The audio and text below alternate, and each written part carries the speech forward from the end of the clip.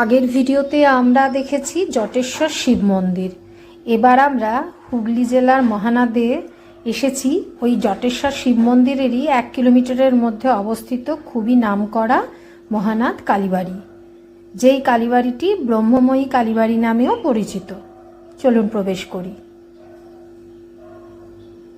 খুব সুন্দর, একদম লম্বা একটা প্রান্তর, দুপাশে দেখুন গাছপালা রেলিং দিয়ে ঘেরা, আর সামনেই রয়েছে নবরত্ন শৈলীতে নির্মিত এই মহানাদ কালীবাড়ি। এখানে রয়েছে একটি হাড়িকাঠ, জানি না এখানে বলি প্রথা প্রচলিত আছে কি না। তো আমরা ধীরে ধীরে মন্দিরটির ভেতরে প্রবেশ করছি। দুপাশে খুব সুন্দর দুটো তুলসী মঞ্চ রয়েছে।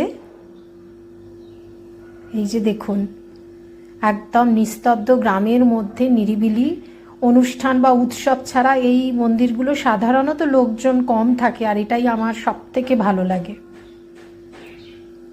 ওইখান থেকে আমরা এতটা হেঁটে এসে তারপর এবার মন্দিরটি দেখব। এই যে সামনেই রয়েছে মা কালীর মূর্তি। চারপাশটা এবার একটু ঘুরে ঘুরে দেখি, আর কিছু এই মন্দির সম্পর্কে আপনাদের জানাই, যেটা আমি জেনেছি শেয়ার করি। নবরত্ন শৈলীতে এই মন্দিরটি নির্মিত, আমি আগেই বলেছি। শোনা যায় যে দক্ষিণেশ্বর কালীবাড়ি নাকি এই মন্দির দেখেই বা এই মন্দির দেখে অনুপ্রাণিত হয়েই নির্মিত হয়েছে। এই মন্দিরের প্রতিষ্ঠাতা হচ্ছেন স্থানীয় জমিদার কৃষ্ণচন্দ্র নিয়োগী।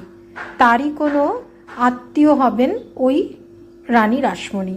তিনি এসে তার এই গঠনশৈলী এতই ভালো লেগেছে যে দক্ষিণেশ্বরে মা ভবতারিণী মন্দিরটি এই নবরত্ন শৈলীতেই তিনি নির্মাণ করিয়েছিলেন। খুব সুন্দর পরিবেশ। আর এই মূর্তিটিকে আনা হয়েছে বেনারস থেকে, কোষ্টি পাথর দিয়ে নির্মিত।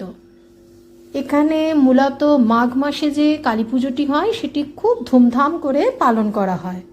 আর এখানে আসতে গেলে, এটা তো হুগলি জেলার মহানাদ, মগরা থেকে আসা যায়, তারপর আপনার পান্ডুয়া থেকে আসা যায়। এই দুটোই হচ্ছে হাওড়া বর্ধমান লাইনের স্টেশন। আর হাওড়া কাটোয়া লাইনের স্টেশনেরও ত্রিবেণী থেকেও এখানে আসা যায়।